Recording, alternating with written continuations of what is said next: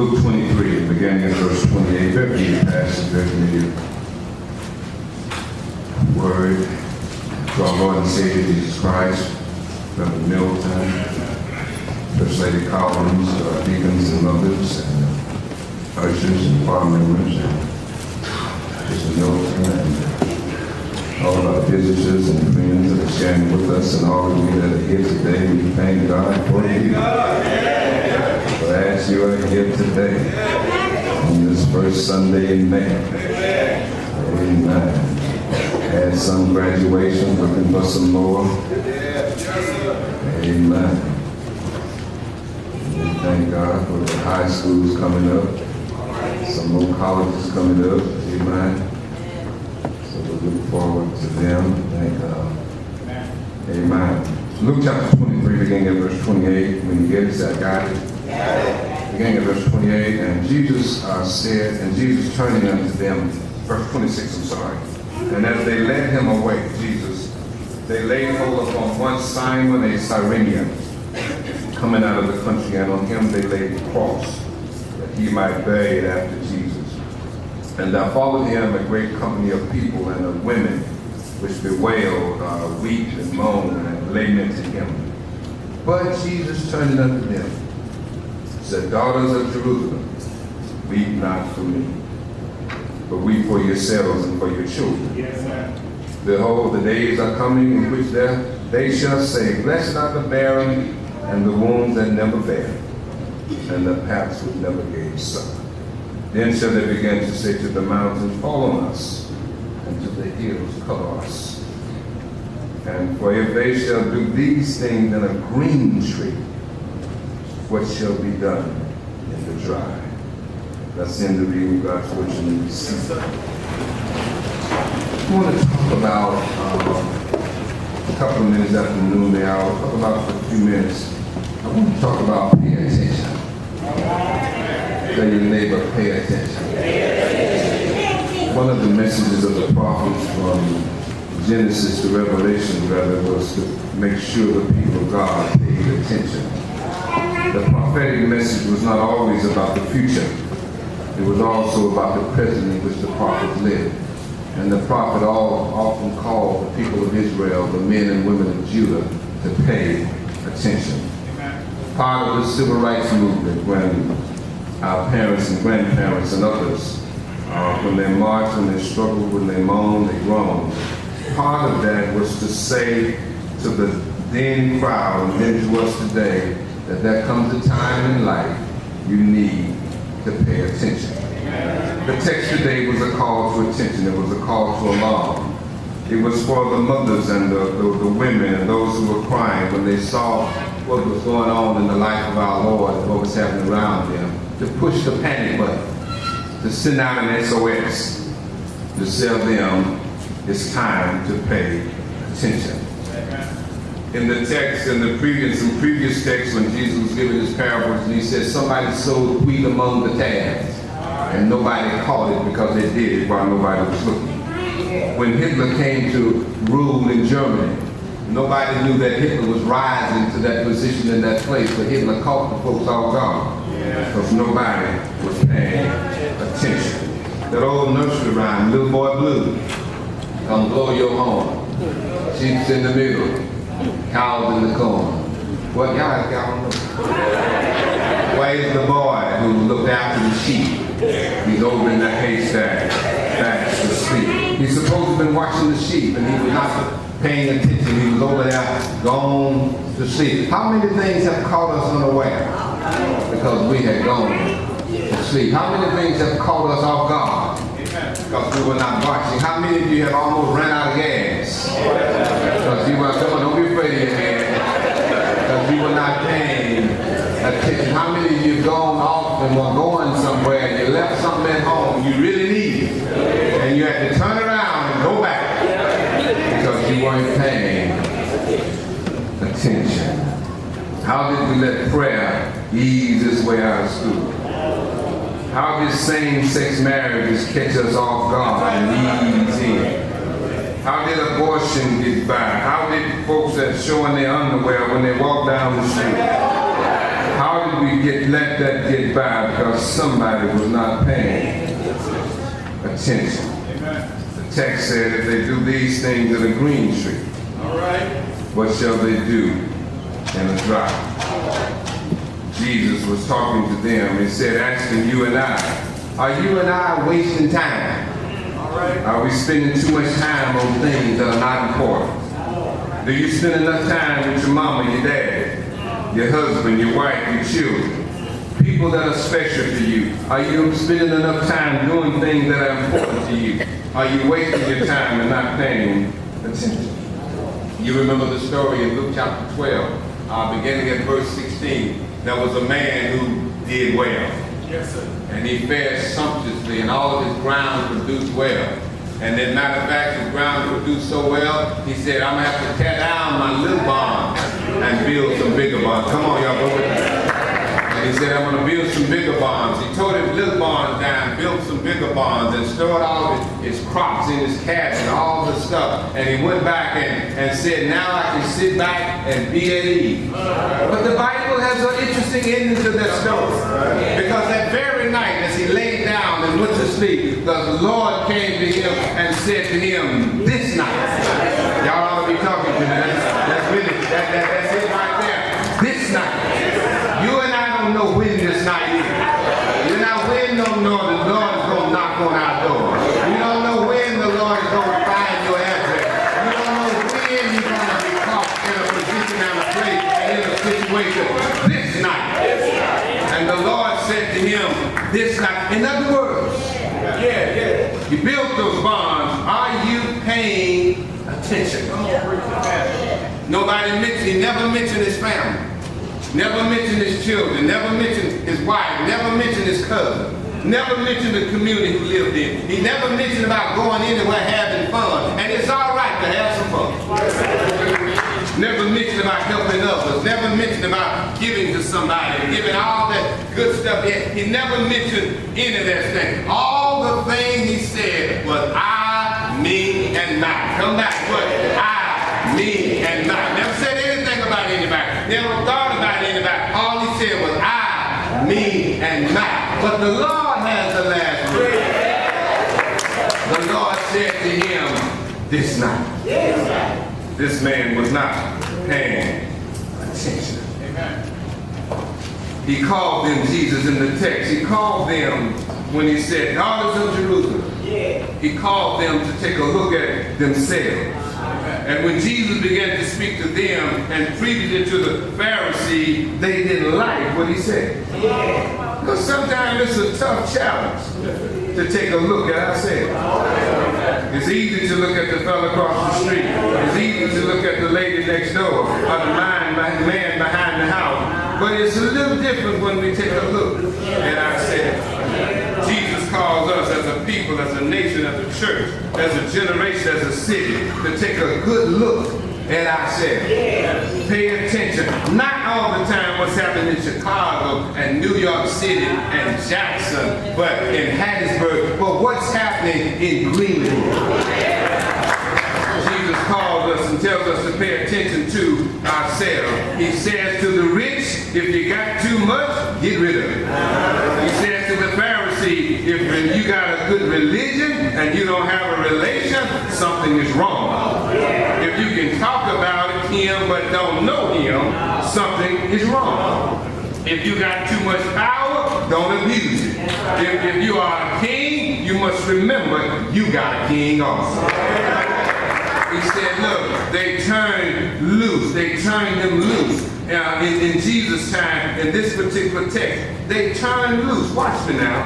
They turned loose a public thief and killer and a mob leader. They let him go.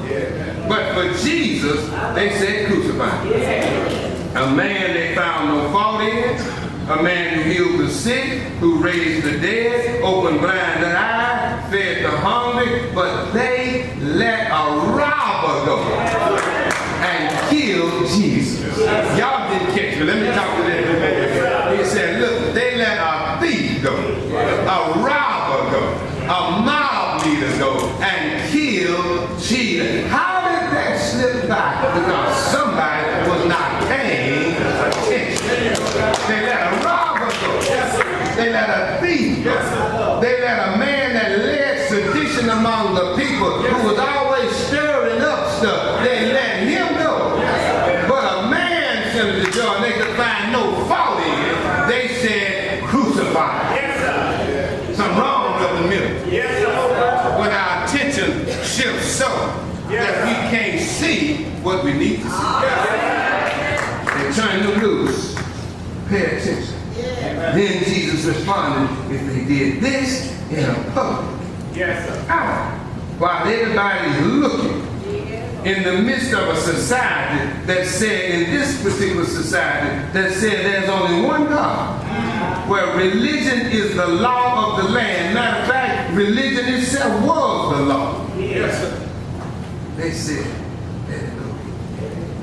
Jesus says to them, he said, daughters of Jerusalem, weep not for me, but for your children and for yourselves. He said, be filled. Try to take a look. It's time now to look. It's time now to pause, reflect, to look, to back up, to have a personal look. For Jesus was saying, I want you to take another look into the future. I want you to be prepared. I want you to be ready. Now, as a matter of fact, times will get so bad, he's saying that it won't even be a good time to grab children. The crowd and the women was crying. Jesus was speaking not out of concern for himself, but of concern for others. Somebody needs to be concerned about the condition we are in. Somebody needs to be concerned about our nation, our city, our state, our neighborhood. Because there are some things that ought to make you cry out. Somebody must cry. Jesus said, don't cry for me, I'm all right. I gave my life. I am here not because they made me come here. I chose to be here. I'm doing this of my own free will. I'm doing it because there's something on the inside of me that obligates me. Something that compels me. Something that won't let me sleep when I want to sleep. Something that won't let me lay down when I want to lay down. Something that won't let me be at ease in Zion. Something that won't let me rest when I see all these things around me. Something that won't let me go sit in my easy chair, get my remote control, punch the button, and sit there and watch it off. There's no something on the inside that compels me, pushing me. And now something pushing you. Always something compelling you. Something when you want to sit down, make you get up. When you don't want to say nothing to make you speak up. When you don't want to get up, something make that pushing you. That I can't hold it, I can't keep it to myself. I say it like fire.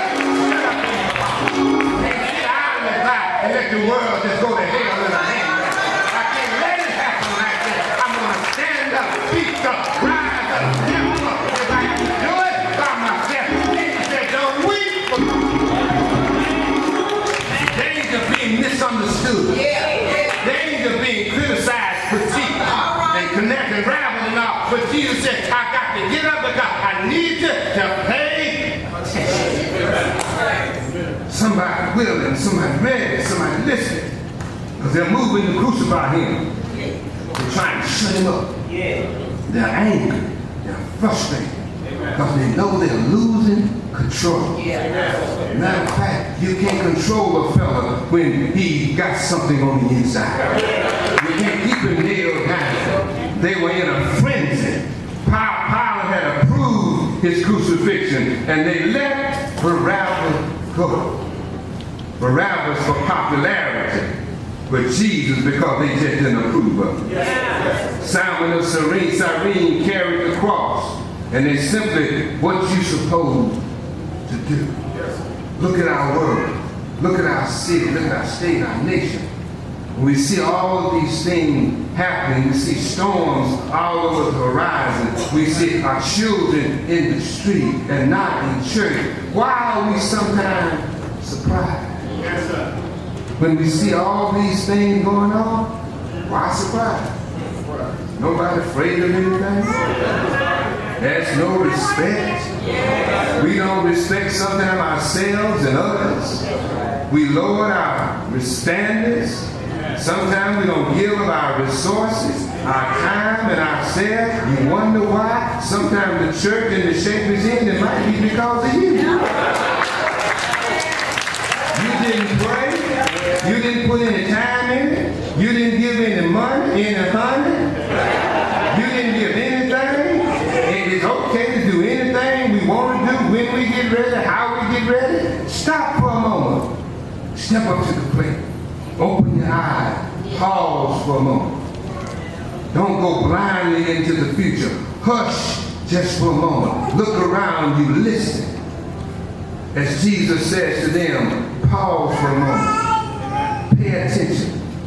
Individually, collectively, as a church, even in the black community. Pause for a moment. Pay attention. Too much poverty. We waste too much. Too many lives are being wasted. Too many killings prematurely or immaturely. Prison are too filled. Jails are too filled. Our streets are too filled. Mediocrity abounds. Too many dying. Too many doing nothing but hanging out. Too many not getting an education. We must pause. Individually, we want to pay attention. As individuals, we want to be motivated. We want to be inspired. We want to have vision. We want to be looking for something. We want to have some goals. We want to have some objectives. We want to wake up in the morning having somewhere to go as an individual. We want things to fall in place. You don't need to dress up if you don't have nowhere to go. You don't need a lot of gifts if you don't have anything to do. We want to be motivated, inspired, on our way somewhere. Got stuff to do, whether we 25, 55, or 75. We got something that God wants us to do. I don't care if you're 5, 55, and 95. If you're still alive, God has something. Y'all not talking to me. God has something He wants you to do. You are not here by mistake. You are here because today you were supposed to be. Because I need you to pay attention collectively. We need better help. Collectively, we need better financial stability. Collectively, we need to work on infant mortality, heart disease, and cancer in our own community because it's too much goes on with us. We are oftentimes the last one on the left. Come on, somebody, y'all gonna talk to me? And we must pay attention. We must pay attention. My guest said when he said he was talking about farmers and he was talking about when he was the farming phase, he said when the white farmer catches a cold, the black farmer catches pneumonia. As if something was going on that we need to work. He said in the church, we must be a better witness.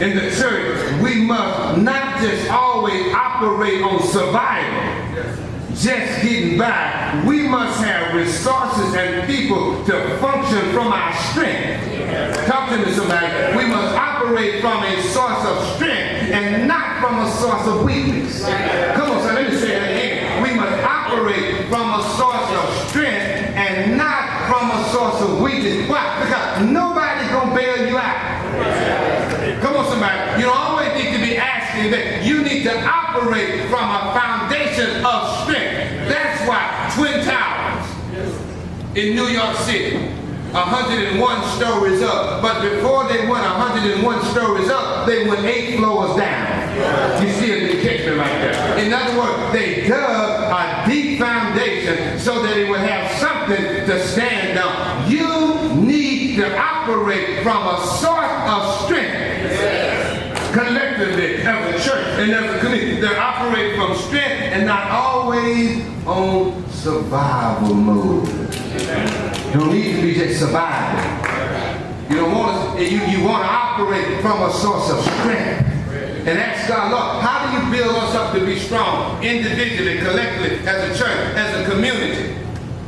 so that everybody is not always having to bail and give to you. We need to operate from a source of strength. That's why we say to our young people, be strong, go to school, get an education, work it, baby, work it, baby, work it, baby, work it, baby, work it, baby, work it.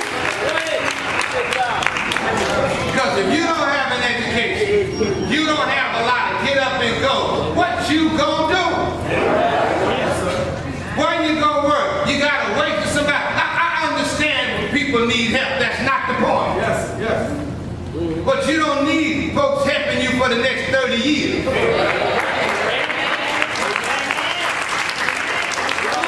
Just go with it. I'm trying to build us as a people. Y'all not always want somebody. When fellas, give me something for my birthday. I understand that. That's no problem. But next year you ought to give me something for mine. Come on, somebody. Come on. Just go with it. From a sort of strength. You ought not always be asking. You ought to sometimes want to give. You got to operate from a source of strength. And we got to do better. We got to do better, both individually and collectively. Because some folk don't want to be bothered with you.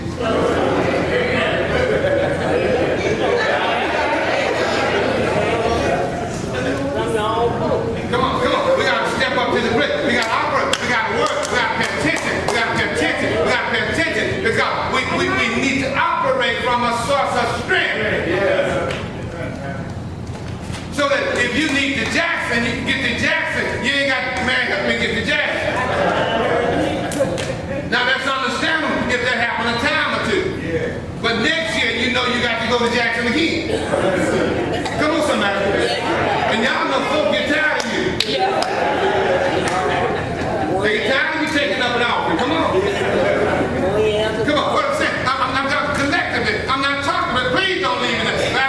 Folks don't get into trouble. Everybody gets in trouble. Everybody has moments in their life when things are not going well. I don't care how rich you are, how healthy you are. I don't care what your family treats. You all good looking folks gonna need some help someday. Come on, somebody. You're gonna need some help. You're gonna need some help. If you live long enough, you're gonna need some help. Matter of fact, even if you die, you're gonna need some help because you can't bury yourself.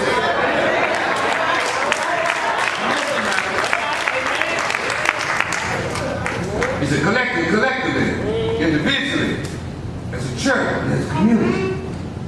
As a community, we need strong men. Come on, strong women, strong children. Straighten our backs up. So a man can't rise and let your back be fixed. Not waiting on anybody. We need to pay attention. A couple of things I'm going. You need to pay attention. Because Jesus said in the text, the days are coming. Amen. You need to pay attention. You need to pay attention, but sisters, come. Days are coming. Days like you ain't never seen before. Matter of fact, this stuff happening now. You've never seen before. You gotta pay attention. Excuse me. You gotta pay attention because this stuff happening now. A few years ago, you said, did they really do that? You know, you got to pay attention because the days are coming. Jesus said they do these things in the green tree. What they going to do in the drought? When you start taking some of these restraints away, look at what's going to happen. Days are coming. Days are coming. The tide is going to, matter of fact, the tide's already shifting. The things that happen. Jesus said, pay attention because the days are coming. The second thing, he said, pay attention. Time creep in. Time gonna step in. Time to change. Look. It's May 5th. They May 5th say, wait. They May 6th. We just got through with Christmas. Come on, somebody. We just finished Christmas, and now school is almost out.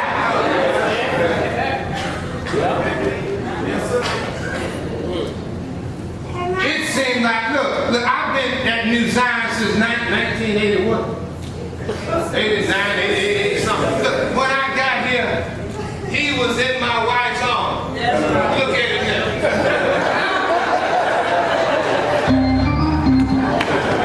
And then a few years later, what can you do? Raise your hand. He was the quietest son in church. He sat on that pew right by his mama and wouldn't say a word the whole service.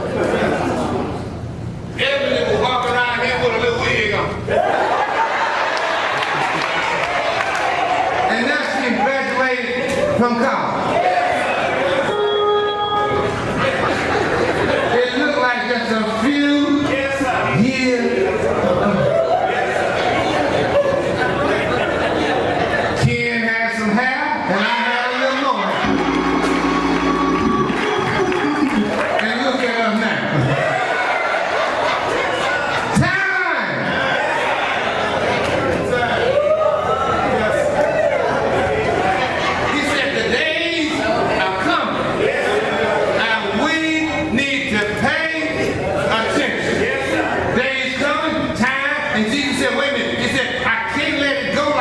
I'm not going to leave it like it is, so you pay attention, because I'm going to soon step in and do something.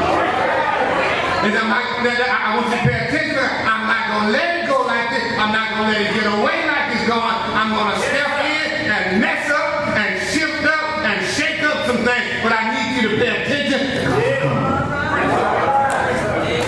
Pay attention, pay attention. Those who have an opportunity to say something and serve, you need to do it. That's what he said.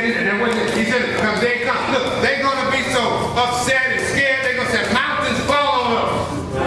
Hide us from the wrath of him that is to come. He said, flee from us. And he said, well, they shall say, blessed are the barren. And the path we never gave so. Those who have an opportunity to serve and speak, do it now. Whatever you can do with your family, with your friend, with your cousin, in your community, whatever capacity to serve your church, whatever you can do it, Jesus is saying, because look, because time is going to shift. One of the greatest tragedies in life for a man or a woman, for a girl to look back and say, I wish I had spent this time with my children. I wish I had gone somewhere. I wish I had done this. I wish I had gone with my wife, with my husband. I wish I had checked on mama. I wish I had checked on dad. That's one of the greatest tragedies in your life. To say, I wish. Because one thing, you can't turn back the hands of time. You can't turn back the clock. You can't go back and undo what happened 50 years ago, 5 years ago, 1 year ago. You need to get in a hurry. And then the last thing I'm going to say, I'm going to say. Because Jesus said this is really where he was going with the whole thing. Time is going to be bad. Those who have an opportunity to serve and operate and act, they need to do it now. But he said because of the audacity of the world we live in, their boldness will grow. There will come a time, and it's coming now, folks won't be ashamed to do anything. Their boldness will grow. Their boldness will grow. He said because they do this in a green tree, what do they do in a dry? We are more bold with unrighteousness now. We will do what we want and don't care who sees us. There was a time if you were doing something, you hide a little bit. You know, that was a time when folks were drinking, but they didn't hide it from the preacher. They offer him some now.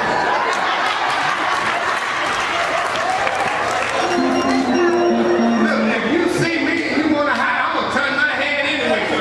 I'm going to turn my head. If I see you with something, I'm going to turn my head and go the other way. Just to cover you. Come on, somebody. Don't get me wrong. I understand full strength. That's not the point. Come on. Don't get religious on me. Can I talk just for a minute? I understand folks do stuff. That's not the point.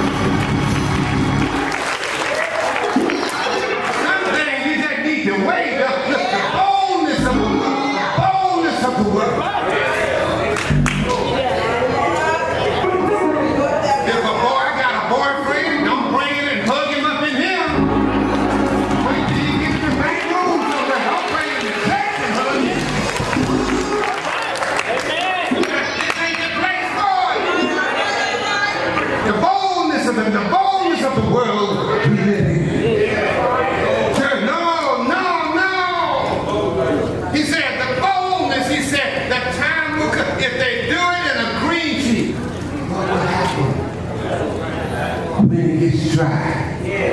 To the point, let me tell you, he said, when it gets to the point where everything is acceptable,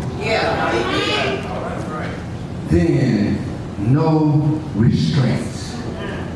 When everything becomes acceptable, brother and sister, there's something wrong, and there's something right, there's something good, there's something bad, there's something up, and there's something down. And he said, Jesus simply stand up, look, there become a boldness when that world will flaunt its stuff in the face of God and say that I can do what I want to do when I get ready. But I stop by to tell you, and I'm on my way to a church. This world belongs to God. The earth is the Lord and the fullness thereof, the world and they who dwell therein. When God gets ready, God can tell the sun don't shine. Don't go through your face. Tell the wind don't blow. God can tell the world don't turn. Because it all belongs to Him. I will not let you have it. I'll let you use it for a minute. But when God gets ready, I said when God gets ready, you don't have to like it. You don't have to approve of it. He's not going to call a meeting. He's not going to have an assembly, a convocation. God's going to say, let it be. God's going to tell His angels, that's what the book of Revelation says, go down there and put a stop to it. You don't believe me? Ask Sodom and Gomorrah. Lord didn't ask them folks nothing. He told Abraham, go to Lot, get your children and get out of town. Lot got his family, got out, and Lot's wife looked back, turned to a pillar of salt. But that's not how the story ends, because God is in charge. God is in charge. Because all I'm trying to tell you, brother, whatever's going on around you, whatever's going on in you, you need every now and then to pay attention, because God is getting ready to step in and do something. Because He can't let this world go like it's going. He can't let it operate like it's operating. Throwing our fist in the face of God and say we do what we want to when we get ready. You ain't running nothing. Hallelujah, somebody. You not running nothing. That's what Job was trying to tell the devil when the devil talking about I'm going to take this and take this. Job said the Lord gives. The Lord takes away. Blessed be the name of the Lord. It doesn't matter what the president says. It doesn't matter what the pope says. It doesn't matter what the bishop says. What matters? Y'all don't even have to say nothing. What matters is what God says. God has the final say so over your life. God has the final dictate over what happens with you.